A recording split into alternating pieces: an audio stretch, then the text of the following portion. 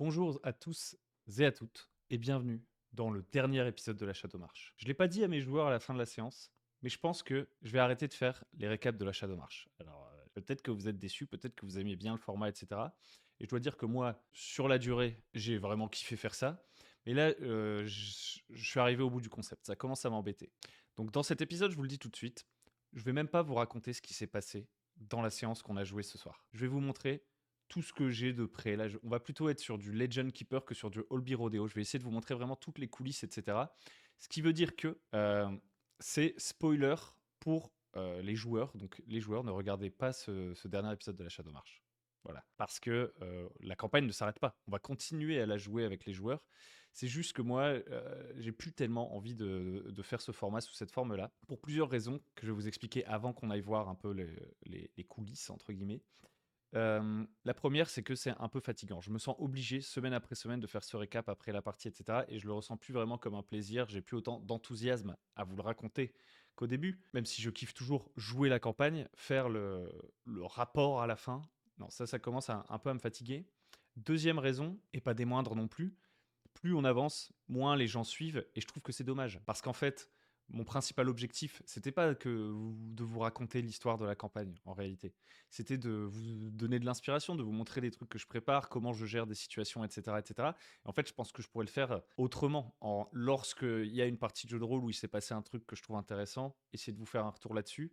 Ou alors en vous montrant la préparation d'une partie de temps en temps, mais pas forcément en essayant de vous présenter tout le contexte d'une campagne qui s'étire, qui s'étire, qui s'étire, parce qu'au fur et à mesure, les gens, quand ils voient épisode 20, ils regardent plus l'épisode 20, et c'est dommage parce que à chaque épisode, en fait, je pourrais vous parler plus de comment j'ai designé un endroit, comment j'ai voulu insérer une petite mécanique spécifique et tout.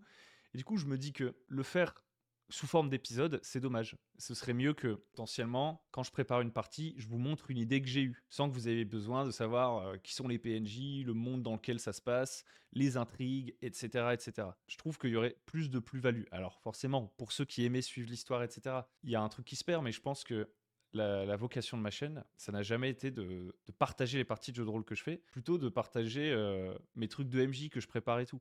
En plus, là, à côté, j'ai une autre campagne qui se lance, et je me dis, bah, dans cette autre campagne, j'aurais peut-être des trucs à vous ramener aussi.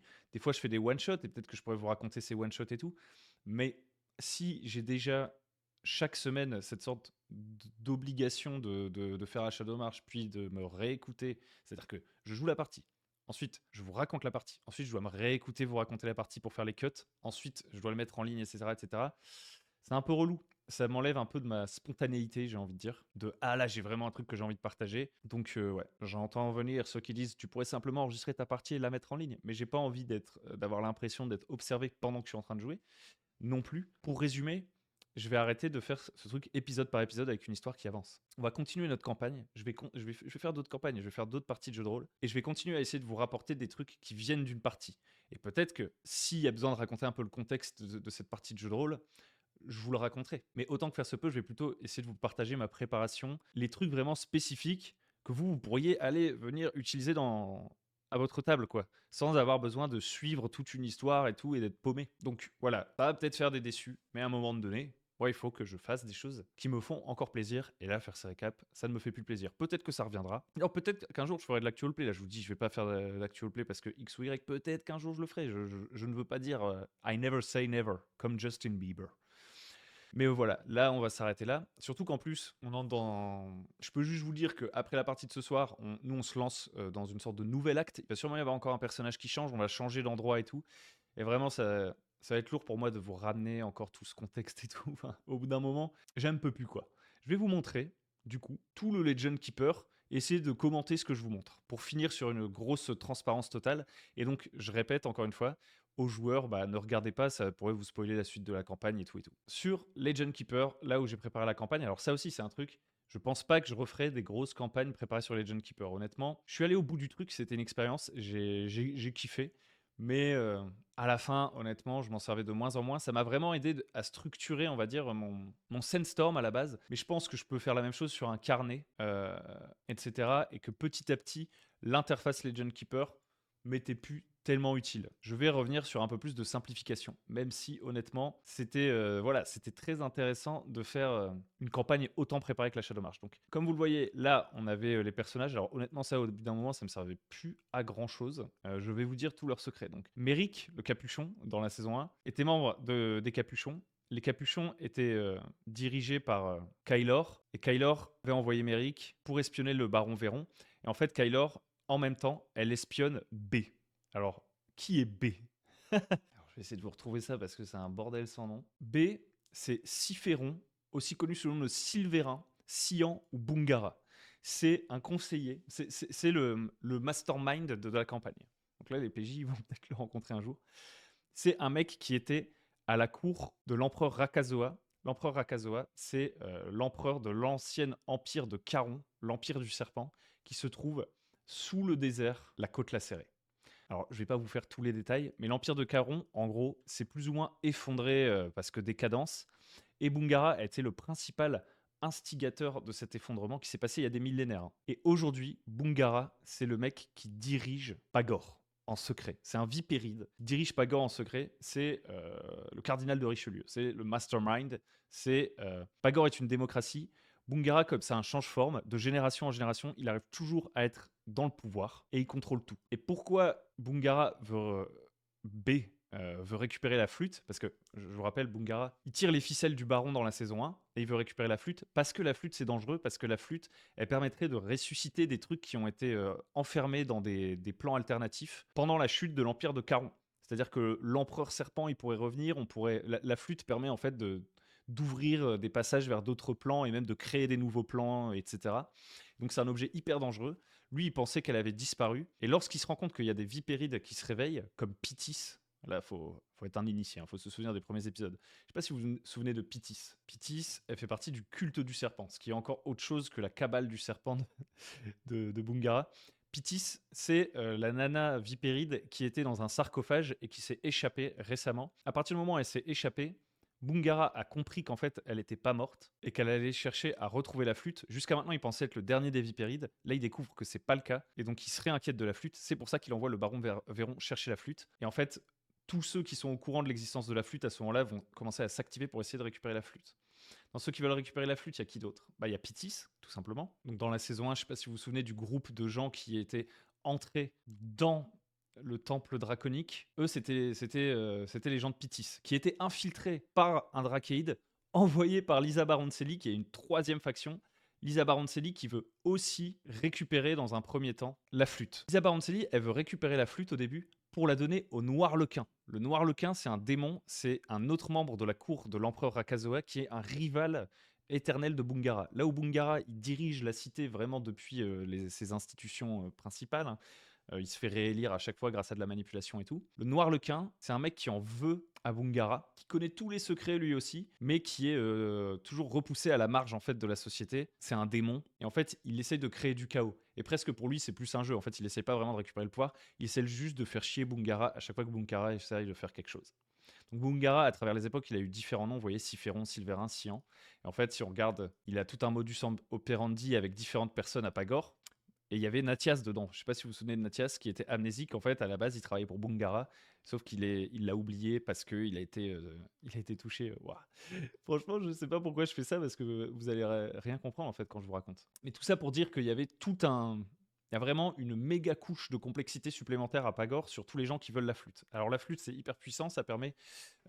c'est vraiment un gros MacGuffin qui va avoir des retombées, parce que à l'heure actuelle, là où je vous parle et pour la suite de la campagne, la flûte a donc été récupérée par Pythis, puisque les PJ l'ont perdue à la fin de la saison 1. Le Drachéide, qui avait la flûte, il s'est fait récupérer par les gars de Pythis, et donc là, la flûte, elle est perdue. Et la secte de Pythis, ils sont partis dans la cité de Caron, sous le désert, pour aller essayer de réveiller les vipérides, mais ça va leur prendre beaucoup de temps, et je sais même pas, au vu de la direction qu'a pris désormais la campagne, si les PJ verront les conséquences de ça, si ça va revenir dans l'intrigue principale.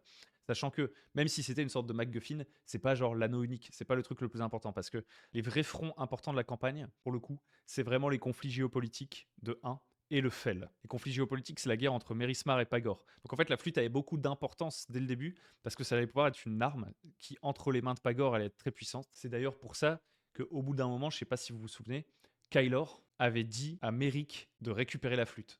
en fait, Kylor, mais, enfin, Merrick dans la saison 1 et les autres, ils enquêtent sur la flûte et sur le baron et sur B, etc.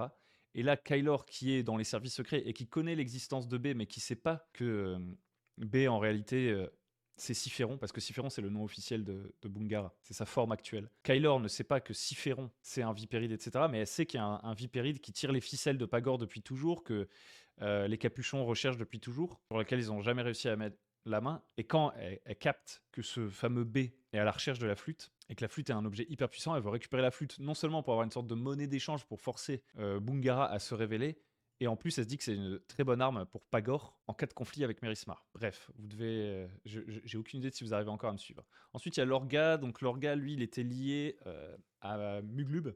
Et Muglub, honnêtement, il n'a pas une place importante dans toute cette histoire, bien qu'il aurait pu en avoir une, parce que Lorga, je vous rappelle, il devait trouver l'Azimut. L'Azimut, c'est un portail qui se trouve dans la cité de Caron et qu'on peut ouvrir, justement, avec la flûte pour voyager entre les plans, etc. Et donc, Lorga, lui, il aurait essayé d'amener Muglub dans le monde. Et donc, ça pouvait le lier à la recherche de la flûte, puis de la cité de Caron, et potentiellement à l'arrivée de Muglub. Sauf s'il se rend compte que c'est une énorme connerie, ce qui, a priori, aurait sûrement été le cas au bout d'un moment. Donc ensuite, Nathias, vous avez bien compris, lui, il travaille pour Bungara, mais il l'a oublié, c'était un de ses hommes de main. Et, mais tout ça, vous le savez déjà de la saison 1, c'était plus ou moins révélé. Bauduin, donc ça, c'est plutôt le front des nains. Donc les nains, c'est assez particulier. En fait, il y a un conflit de pouvoir chez les nains. Donc là, ça a un peu disparu de la campagne avec ce qu'ont décidé de faire les PJ aussi. Mais au vu des enjeux géopolitiques dont on parle, une alliance entre les nains et Pagor, ou une alliance entre les nains et Mérismar, tout ça, ça pouvait avoir de l'enjeu. Et puis il y a aussi le fait que, je vous rappelle, dans la saison 1, il y a cette histoire de la jeune fille, la jeune fille naine que connaît Bauduin, qui est partie en mission et qui va finalement aller à Caron. Donc ça aurait pu aussi être un lien avec Caron, ce côté-là, recréer un lien avec la cité souterraine de l'ancien empire vipéride. Ensuite, Grimm, lui, il était lié plutôt au départ à l'histoire de Versant. Donc Versant, c'est un dragon qui a menacé de détruire justement l'empire de Caron. Alors vous voyez, tout ça, c'est encore dans ma tête, c'est ça qui est fort, parce que j'ai rien noté de tout ça. Je ne sais pas où je l'ai noté ailleurs. Comme quoi, je suis pas très discipliné pour remplir mon Legend Keeper au bout d'un moment. Mais vous voyez, là, il y a les liens. Mais bref, le dragon versant, il a essayé de détruire l'Empire Vipéride par le passé et il s'est fait neutraliser grâce à la flûte du songe éternel. Donc ça, c'était bien aussi lié à cette histoire de flûte du songe éternel. Ensuite, Tristam, Lifoué, Églantin, tout ça, c'est encore très récent. Ils sont moins liés, on va dire, au métaplot que les autres personnages. Là, c'était vraiment pour recouper avec les trucs du début. Donc ouais, ce qu'il faut bien comprendre, c'est qu'en saison 1, il y avait un peu ce focus sur la flûte du songe éternel. Mais en fait, derrière, il y avait... déjà, moi, je m'en foutais qu'il la retrouve. Parce que, comme je vous dis, c'est pas le cœur de la campagne. En fait, c'est juste un outil pour certaines factions pour accomplir certains de leurs objectifs. Mais c'est pas la clé de la fin de l'histoire ou je sais pas quoi. C'est juste un truc qui est disputé par plein de factions. Et ça permet de mettre en place le jeu de factions qui, ensuite, va réellement nous intéresser. Le deuxième front, un petit peu, c'est celui du Fel. Alors, c'est un des trucs sur lesquels ils ont le plus avancé dans cette séance. En gros, ce qu'ils ont compris, c'est que le Fel, en fouillant chez Lisa Baroncelli, c'est un truc qui génère les grognes, qui menace le monde entier. Et en fait, c'est quand le Fel rencontre le monde naturel dans lequel vivent les PJ qu'apparaît la nécrose. C'est-à-dire que la nécrose, le fait qu'il y ait des zombies, etc., c'est un symptôme du fait que la nature soit perturbée, et la nature est perturbée par le Fel. Donc ça, c'est un grand enjeu. On va dire que, comme dans beaucoup de campagnes, moi, ce que j'aime, c'est qu'il y ait à la fois du géopolitique, des trucs, on va dire, des conflits d'intérêts, mais qu'il y ait aussi des grosses menaces contre lesquelles potentiellement on peut tous s'allier, ou alors qu'on peut essayer d'utiliser pour les retourner contre les autres, si au contraire on est plutôt chacun pour sa peau. Et donc ouais, ils ont découvert mieux le fonctionnement du Fel. Ils savent maintenant que Lisa Baroncelli a beaucoup étudié le Fel, et ils savent aussi que Lisa Baroncelli, ça c'est un autre truc, a été amante du Noir Lequin. Ça, c'est un truc qu'ils ont découvert aujourd'hui dans son journal intime, etc. Donc, le Noir Lequin, le rival de Bungara. Ce qu'ils savent pas, c'est qu'entre-temps, Lisa Baroncelli a été contactée par Bungara parce que c'est une chercheuse hors pair et qu'elle est hyper ambitieuse. Et aussi parce qu'elle est amante du Noir Lequin. Et comme Bungara, il veut éliminer le Noir Lequin, en fait, il contacte Lisa Baroncelli, il arrive à la retourner, il dit « Votre amant, le Noir Lequin, c'est un bad guy. Venez bosser pour moi plutôt. Venez bosser pour Pagor. Vous avez des grandes connaissances scientifiques sur le Fel, etc. On va pouvoir créer des armes chimiques, etc. pour détruire Mérismar. » Donc toujours l'enjeu du conflit de Mérismar qui est au cœur du truc. Pagor n'a pas une puissance militaire suffisante pour repousser Mérismar. Et donc Bungara, qui tire les ficelles dans l'ombre, recrute Lisa Baroncelli pour l'aider à fabriquer de nouvelles armes et aussi pour éliminer le Noir Lequin. Donc vous voyez, c'est complexe. Après, voilà, des trucs que même les PJ ne savent pas encore, mais beaucoup de choses que j'ai préparées. C'est qu'en fait, le Noir Lequin, par exemple, pour vous donner une idée, c'est lui qui a fait s'effondrer le blocus. Je vous révèle tout, je vous révèle tout. Même si vous en avez plus rien à foutre, tout le monde est parti là. Tout le monde est parti, trop déçu que ça s'arrête. Et vous vous souvenez que le conflit Mérismar qui attaque Pagor, il est permis parce que le blocus qu'exerçait Pagor sur Mérismar et qui étouffait économiquement Mérismar a été rompu. Et en fait, c'est le Noir Lequin qui a saboté la flotte de Pagor. Et donc, ça fait que les amis qui viennent de loin, ils sont même pas sur la map, de l'Empire de Marmor, qui est en dehors de cette map, les amis politiques de Mérismar peuvent envoyer des forces à Mérismar pour vaincre Pagor, vu que le blocus est rompu. Donc en fait, le Noir Lequin, vous voyez, il essaye de tout saper la politique de Pagor dans l'ombre. Donc ça peut être vraiment un gros bad guy si les PJ s'intéressent à ça. Et c'est sûrement un des trucs qui va les intéresser dans la, dans l'acte 3. Ensuite, voilà, des gens que vous connaissez pas du tout. Par exemple, j'avais préparé Mathias Kahart. Mathias Kahart, qui est plus ou moins un intrigant à la solde de Bungara et qui organise des rendez-vous secrets à Pagor, dans le quartier du silence, aux vapeurs de Kahart. Les vapeurs de Kahart, qui sont une sorte de bain. Alors ça, c'est vraiment très inspiré de The Witcher, un endroit où on peut faire des rencontres un peu secrètes, où il y a des orgies et tout. Donc lui, je pense qu'ils vont avoir affaire à lui, je pense, dans le troisième acte. Qu'est-ce qu'on a d'autre comme personnage dont je peux vous parler, histoire de s'amuser un peu? Il y avait Katanael le pyromancien qui lui aussi est à la solde de Bungara, qui est un des grands mages de Pagor et qui prépare plein de... Là c'est inspiration Game of Thrones à fond, plein de feux grégeois pour détruire Mérismar. En fait, Pagor a besoin de toutes ces armes magiques hors du commun pour vaincre Mérismar qui a l'avantage d'avoir une méga armée. Le problème c'est que son feu grégeois s'est fait récupérer par le Noir Lequin pour détruire la flotte qui faisait le blocus. Donc Katanael il est en disgrâce auprès de Bungara parce que Bungara il sait que Katanael a foiré et s'est fait voler sa réserve de feu grégeois et que ça s'est retourné contre eux et le Noir Lequin se fout de leur gueule. Donc ensuite, voilà, j'avais prévu au cas où je prévois qu'ils puissent peut-être retrouver les parents de Lorga, Zrit et Paga Raoui, qui sont à Pagor. Ensuite, dans les ultra riches, là, on a à Pagor, là où ils vont se rendre, on a vraiment juste des pistes jetées, vous voyez. Genre Vézémias, mettre la guilde des mouettes, donc c'est la guilde des aventuriers, parce que pourquoi pas? Pourquoi ils partiraient pas à l'aventure? C'est une possibilité. Marielle Blanchesoie, une ennemie de Lisa Baroncelli qui la déteste, qui est à la tête du Rakiza, le Rakiza qui est directement récupéré de Dragon, qui est une organisation de contrebande qui distribue des armes et des services illégaux aux sympathisants de la colle des Rajan. En fait, là, je suis en train de vous perdre, mais voilà, je sais pas comment vous présenter mieux les choses. Et en fait, c'est ça, c'est que là, je pense que je vais m'arrêter ici.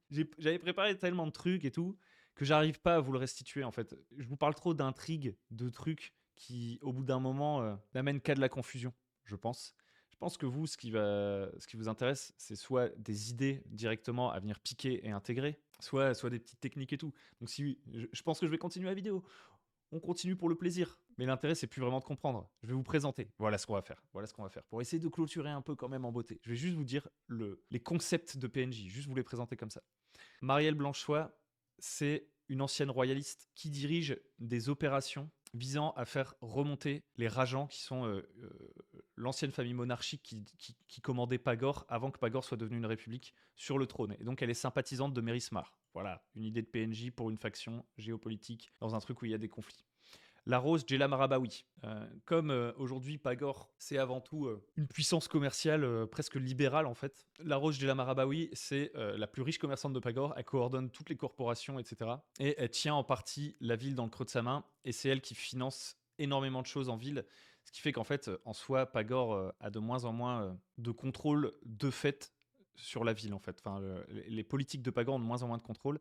Jela Marabawi, elle est à la tête de quasiment toute l'économie de Pagor. C'est ça qu'il faut comprendre. Donc ça, c'est aussi un personnage avec qui il pourrait y avoir des intrigues en ville et des trucs de faction. Kratos Rajan, c'est l'héritier légitime de la lignée Rajan. C'est celui de l'ancienne monarchie de Pagor qui va essayer de peut-être faire un coup d'état, de s'allier avec Mérismar au pire moment pendant le conflit pour essayer de vendre la ville plus ou moins aux gens de Mérismar. Sidaros, c'est le protecteur de la bourgeoisie de l'Étoile. Donc l'Étoile, c'est un quartier où il y a tout, on va dire les elfes, les drakides, tous les, on va dire pas les parias, mais les originaux un petit peu de la ville, les déracinés. Donc lui, il représente l'intérêt des minorités.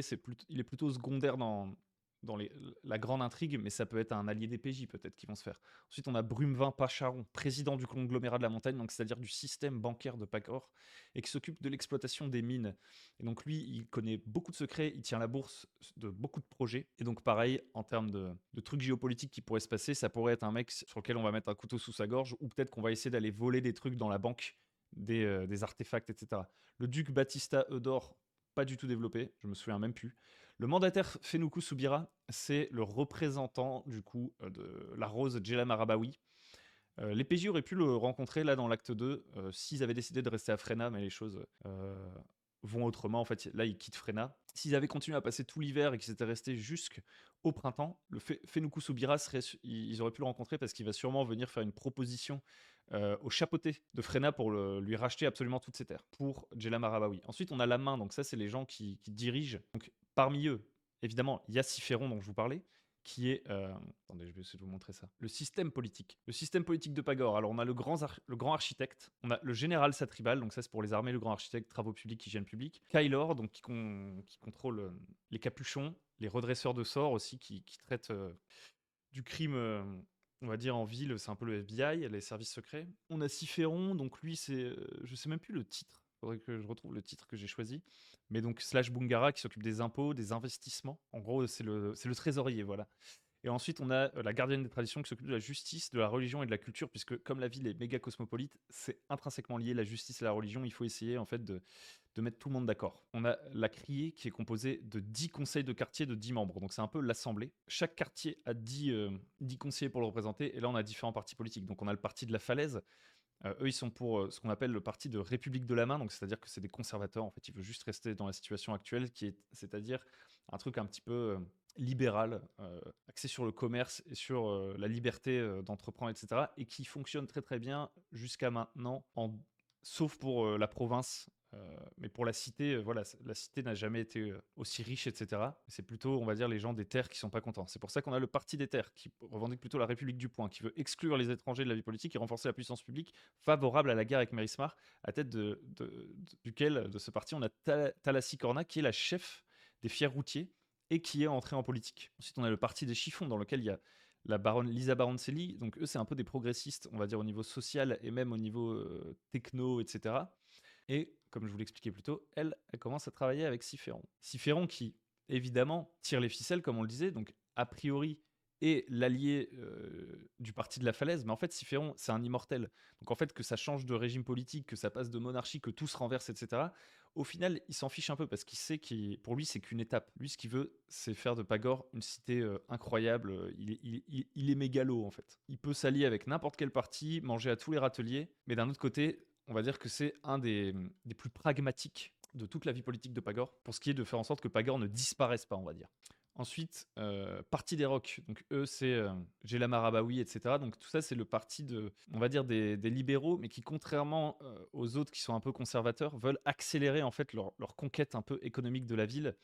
Et donc, entre guillemets, ils essayent de racheter la ville. Vu que la ville est en danger là, face à Mérismar en ce moment, eux, ce qu'ils proposent, c'est de fournir des tonnes de mercenaires, de sauver la cité, en fait. Mais en faisant en sorte qu'on leur donne beaucoup plus de pouvoir, qu'ils aient le droit de racheter toutes les terres, etc., en échange. C'est-à-dire, ils proposent de faire à Pagor de garder son indépendance vis-à-vis de Mérismar, mais de perdre en indépendance et de, eux, gagner plus de pouvoir.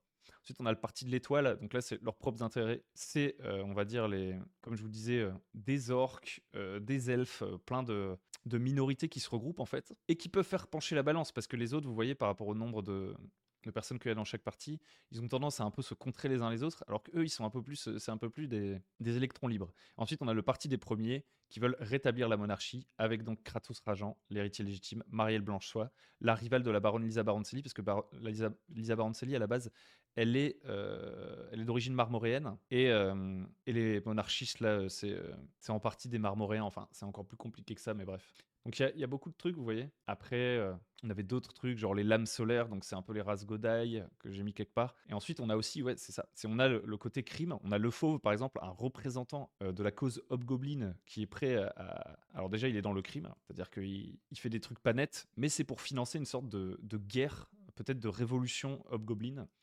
Ensuite, on a le Borgne, là c'est un des plus vieux truands de la ville, qui va peut-être être un contact des PJ une fois qu'ils vont arriver à Pagor. On a le Rakiza, donc l'organisation de contrebande. qui travaille pour Marielle Blanchois. Voilà, on a plein de choses, vous voyez. La mère Cuve d'Or.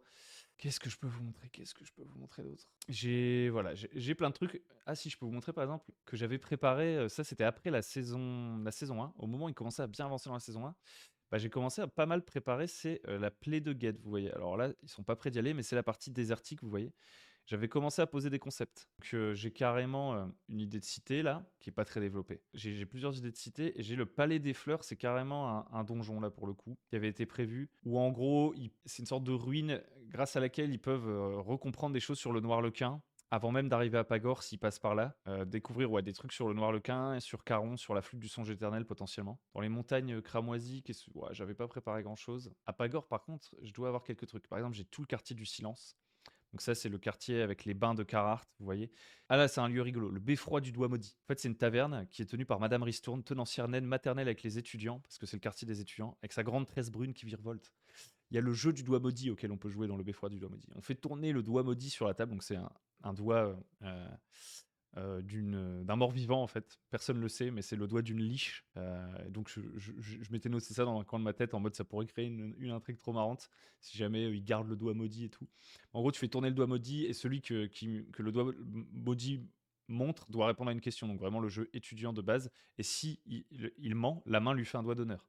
On trempe le doigt maudit dans les verres, ça porte chance. En fait, le sonneur de cloche qui est au sommet du beffroi du doigt maudit, au-dessus de l'auberge, c'est un vieux chevalier de Pagore nécrotique qui a gardé la raison. Il aimerait mourir, mais voilà, lui, il connaît vraiment des secrets des débuts de Pagore et peut-être même qu'il pourrait révéler qui est Bungara. En fait, c'est un truc complètement hasardeux, mais je me dis, le jour où mes PJ, on leur dit, ouais, on n'a pas le droit d'aller en haut du beffroi du doigt maudit. Ils vont par hasard au beffroi du doigt maudit. On leur dit, vous n'avez pas le droit d'y aller. Là, ils vont se dire, ah, ça nous donne envie d'y aller. Ils vont y aller et là, ils découvrent des méga secrets de la ville. Ça fait vraiment genre, on a trouvé un Easter egg. Donc ça, c'est le genre de truc que j'aime bien préparer. Genre vraiment un truc hard prep caché quelque part, ça c'est rigolo. Bon, après, alors je l'avais appelé les cavernes des lamentations. Ah oui, les cavernes des lamentations, c'est un niveau qui est derrière les vapeurs de Kaart.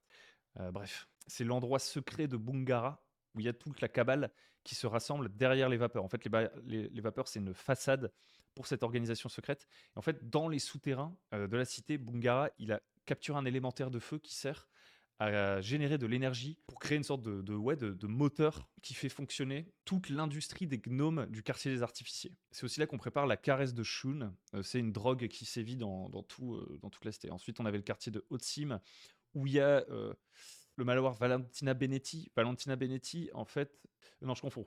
C'est le manoir Séverin. Le manoir Silverin, c'est un autre moyen de comprendre qui est Bungara. En fait, si vous allez au manoir Silverin, c'est une maison hantée. Et en fait, dans cette maison hantée, il y a une femme qui est morte et c'est une amante de Silverin. Et Silverin, c'est une ancienne version de Bungara. Je vous disais, il est immortel et il change forme. Et en fait, Silverin, son amante, c'était Lydia Pomor. Et lorsque la couronne de Pagore a été renversée, à la fin de la monarchie de Pagore, quand elle est devenue une république, ils ont été séparés. Silverin n'a jamais pu aller voir Lydia Pomor. Et Lydia Pomor, elle est morte plus ou moins pendant cette sorte de révolution, quoi. Et Silverin, il y est jamais retourné parce que ça lui brise le cœur, en gros, de retourner la voir. C'était ça l'idée. Alors, je me souviens plus des détails. Ça tombe, je vous raconte des trucs parce que là, je relis pas en même temps et je me souviens pas de tout ce que j'ai écrit. Mais voilà, ça, c'est une idée. En gros, c'est un fantôme qui peut raconter la révolution de Pagore il y a plusieurs siècles. Et ça peut, du coup, faire des liens avec les Vipérides, mais aussi avec les Rajans qui essayent de ramener la monarchie. Il y avait quoi d'autre que j'avais préparé, que je peux vous montrer? Ouais, il y a les archives. Donc les archives, c'est carrément un donjon. C'est le quartier général des Capuchons en fait. J'étais en mode c'est pas impossible que les PJ ils essayent à un moment donné d'entrer dans le quartier général des Capuchons et de voler tous les secrets qu'il y a dedans. Ensuite j'avais quelques idées pour le quartier de Bourbas. Et puis après ça commence à devenir un petit peu plus diffus. Mais vous voyez j'ai des débuts de pistes pour chaque quartier. Honnêtement c'est too much. Là je pense pour l'acte 3, je vais pas m'amuser à rapidement essayer de remplir tout ça. Je vais plutôt aller dans l'impro parce que maintenant j'ai un peu les trucs en tête. Je vais plutôt créer à la séance, revenir sur du carnet. Je pense que les John Keeper, au bout d'un moment, ça m'a beaucoup aidé à m'organiser, mais au bout d'un moment, je m'en servais plus, quoi. Donc voilà, je vous montre plein de trucs. Je sais pas quoi vous montrer de plus. J'ai envie que vous voyez tous les trucs que je sais maintenant, que j'aurais pu vous raconter, mais que je ne vous raconterai pas. Ah si, je peux vous montrer Frena. Frena, l'endroit le plus dense de toute la campagne, que j'ai le plus préparé. Donc on avait plusieurs histoires. On a l'histoire des voleurs la petite semaine. Donc Lucien et Rupert, c'est quoi leur histoire? En fait, avec Béline et Rosie, ils sont allés déterrer un tertre. C'est le tertre du village de Falénar où tous les habitants de Falénar ont été enterrés. En faisant ça, ils ont créé la colère de la sorcière, la Guenaude, qui a capturé derrière euh, la fille du chapeauté, tout ça. Donc en fait, c'est eux un peu les déclencheurs, sans le vouloir, de toute cette séquence. Donc ensuite, ils vont chercher Béline et Rosie. Ils se disent, ouais, on va devenir riche avec tout ce qu'on a volé, dans le tertre. Alors là, vous voyez ça, par exemple, c'est un truc que j'avais écrit mais que j'ai pas respecté au final. Comme quoi, rien n'est fixé dans le marbre. Je m'étais dit, Rosie va être aussi capturée par Greta, la guenaude, mais en fait, finalement, j'ai tiré au dé. Finalement, elle va réussir à rentrer chez son père. En gros, ce qui se passe de cette histoire, c'est qu'à la fin, ils vont ressusciter un démon. Et ce démon, c'est ça le rituel qu'ils partent faire dans la forêt. Et en fait, ce démon, il peut être trouvé par les PJ, ce qui n'arrivera jamais parce ils ont décidé de quitter la région. Et essayer de convaincre les PJ de l'aider à aller chez les elfes pour boire dans la rivière de Ged et réussir à se stabiliser pour rester éternellement dans le monde physique. Parce que sinon, il est là que pour un temps temporaire une fois qu'on l'a invoqué. Après, Grash, il a acheté du grain modifié par le fel, ce qui fait complètement exploser ses récoltes. Donc il est lié à Lisa Baroncelli. Lisa Baroncelli, elle s'est fait voler des livres par la guenaude, ce qui a permis à la guenaude de créer son armée de, de créatures taxidermiques. Avec ces créatures taxidermiques, en fait, elle voulait pas tellement faire le mal en soi. Elle voulait juste reconstruire le village de Falénar, euh, qui a été détruit il y a bien longtemps. Donc les grognes, eux, ils veulent entrer dans la forêt pour la corrompre, puisqu'en fait le fel essaye de s'étendre, mais il a du mal à s'étendre s'il prend pas racine dans des endroits où il y a beaucoup de puissance magique. Donc en fait, en contaminant une veine de Ged, donc c'est-à-dire une rivière qui coule dans une forêt ancestrale, ils peuvent commencer à faire des nids et à vraiment s'implanter dans la région. Et vraiment pour les détruire, il faut mener une méga expédition dans le nord pour retourner à la cause du mal, détruire le premier cœur de fel et détruire tout le collectif. Les elfes, eux, ils sentent que la région est en train de s'effondrer et il s'apprête à invoquer le chasseur, qui est une créature surpuissante, pour tenter un dernier coup d'éclat contre les grognes et sauver la forêt. Sauf que le chasseur, c'est aussi une créature qui peut se transformer en pur berserk et tuer tout ce qu'il y a dans la région. Donc dans le donjon de Greta, qu'est-ce qu'ils ont raté? Ils n'ont pas raté grand-chose. Ils auraient pu trouver des champignons, des trucs. Mais vous voyez, le donjon de Greta, il était bien préparé dès le début. Manoir Baroncelli, voilà, il y a plein de trucs. Alors Baroncelli, c'est full lore. C'est plein de livres qu'ils peuvent trouver pour comprendre ce qu'est le fel en particulier, et aussi découvrir le lien de Lisa Baroncelli avec le Noir Lequin, et aussi découvrir le lien de Lisa Baroncelli avec la monarchie de Marmore, et le lien de Lisa Baroncelli avec B, soit Bungara qui l'a contacté pour la convertir à sa cause plutôt que d'aider le Noir Lequin et l'aider à préparer des armes pour vaincre Mérismar grâce à ses connaissances. Donc ouais, c'est un méga truc. Aussi, d'ailleurs, ils ont trouvé un truc, les PJ, c'est une lampe magique. Et je comprends pas qu'ils aient pas tilté. En fait, c'est une lampe avec laquelle ils vont pouvoir faire un vœu dans la saison suivante. Moi, je leur dirais pas, tant qu'ils se souviennent pas qu'ils ont la lampe et qu'ils veulent s'en servir. Je leur dis rien. Donc après, voilà, il y avait plein de trucs. Dans la forêt, il y a ouais, l'arbre tellurique, ils peuvent rencontrer les elfes, essayer de les aider, tout ça. Ils peuvent boire des larmes de Ged pour se retirer la corruption qu'ils ont. Parce qu'en fait, la corruption qu'ils ont, c'est le fait qu'ils luttent contre la nature et l'ordre des choses en détournant le destin. Et donc, ils sont atteints par la nécrose. Puisque, comme je vous disais au début de la vidéo, la nécrose, c'est un symptôme de quand on essaie de changer les choses de manière trop violente. Et quand ils essaient de changer leur destin, eh ben, ils commencent à être nécrosés. Et ils peuvent en fait aller boire des larmes de Ged. Mais dans ce cas-là, ce qui se passe, c'est qu'ils perdent leur corruption. Par contre, ils perdent des PV max. Donc ça, c'est une idée de Symbaroum, hein, ce truc de perdre des PV max. C'est comme ça qu'il y a un truc pour enlever la corruption comme ça dans Symbaroum. Donc après, Afrena même. Alors un truc qu'ils savent pas les PJ, c'est que Dalman, il est mort. Mais s'ils avaient retrouvé Grash dans la forêt avec Dalman, il aurait eu pour ordre d'exécuter Grash parce qu'en fait, il était employé par Gieseba pour tuer Dalman. Parce qu'en fait, Gieseba, elle supporte pas que Moran soit et épouser Grash. Et donc, quand les PJ décident de partir à la recherche de Grash et Moran, l'espoir de Gieseba, c'est qu'ils trouvent Grash en premier et que Dalman tue Grash. Qu'est-ce qu'il y avait d'autre? Il y avait l'histoire un peu du trafic. Donc ça, c'était plutôt une accroche pour Pagor. C'est-à-dire qu'il y a du trafic parmi les ouvriers hobgoblins de certaines drogues. En fait, ça peut permettre de remonter à Pagor jusqu'à le Fauve, qui essaie de créer une révolution à Pagor. Et via le Fauve, on peut aussi remonter jusqu'à Zrak Frandrebois, puisque Zrak Frandrebois, c'est aussi quelqu'un qui se bat pour les droits des hobgoblins et tout, mais qui n'a pas la même vision que le Fauve. Donc ils sont un peu rivaux dans ce sens-là. Zrak Frandrebois, il veut une sorte de révolution intellectuelle pour qu'on intègre mieux les hobgoblins, là où l'autre veut le faire par la violence. Et en passant par Zrak Frandrebois, évidemment, jusqu'à qui on peut remonter? On peut encore une fois remonter assez facilement Lisa Baroncelli, puisqu'elle est dans le même parti un peu progressiste social que Fandrebois. Qu'est-ce qu'il y avait d'autre à Frena que j'ai préparé, que je peux vous montrer? Bon, il y a tout ça. Ouais, je sais plus, il y avait plein de trucs. Bref, nos PJ vont continuer cette histoire. J'espère que cet épisode aura servi à quelque chose quand même, au-delà de simplement vous dire que c'est terminé. Donc désolé pour ceux qui aimaient bien le format. Peut-être que parmi tous les PNJ, là, les trucs que je vous ai donnés, vous avez des idées pour vos campagnes. Évidemment, c'est la fin de la Shadow March, mais c'est pas du tout la fin des récaps, etc. C'est juste, comme je vous l'expliquais, que désormais, je vais plutôt vous faire ça à l'épisode, à l'idée, au machin, plutôt que de faire une longue histoire qui s'enchaîne, qui s'enchaîne, qui s'enchaîne. J'espère que ça vous a inspiré pour créer des trucs complexes, des toiles d'intrigues complexes. Peut-être que ça vous a donné envie de vous essayer à cet exercice. J'espère que ça vous a inspiré dans chaque épisode sur des manières de faire des donjons ou des petites mécaniques. Par exemple, moi j'étais assez content de vous partager la mécanique que j'avais faite pour le pistage sur la carte. Je trouvais ça assez cool. J'espère que ça vous a aussi plu comme histoire en soi aussi, hein, et que ça vous a donné, ça vous a permis de partager avec moi cette expérience de campagne ultra préparée. Elle va continuer. Je pense que alors c'est un peu difficile d'abandonner les Keeper parce que je vais peut-être perdre plein de trucs, mais je me dis qu'en même temps, là, vu qu'on arrive dans un acte 3, je peux peut-être un peu balayer une certaine partie de ces trucs les Keeper. J'ai vraiment envie de retourner sur le papier et le crayon personnellement. Et bref, c'est fini les amigos. Ça fait un peu mal au cul parce que j'ai peur de décevoir, mais voilà, je vais faire autre chose. Je vous parlerai donc peut-être de trucs qui se passent dans l'acte 3, mais voilà, en beaucoup plus telle scène qui s'est passée où j'ai trouvé qu'il y avait un truc cool, ou tel truc que j'ai préparé que j'ai trouvé cool. Je parlerai peut-être aussi, je pense, essayer de vous partager, plutôt que de vous partager des récaps, vous partager des préparations d'une autre campagne que je suis en train de faire. Je dis pas que je vous partagerai la préparation de chaque épisode, encore une fois. Mais ouais, vous verrez bien, vous verrez bien. Je vous remercie d'avoir suivi la Shadow March jusqu'ici, et je vous attends pour la suite.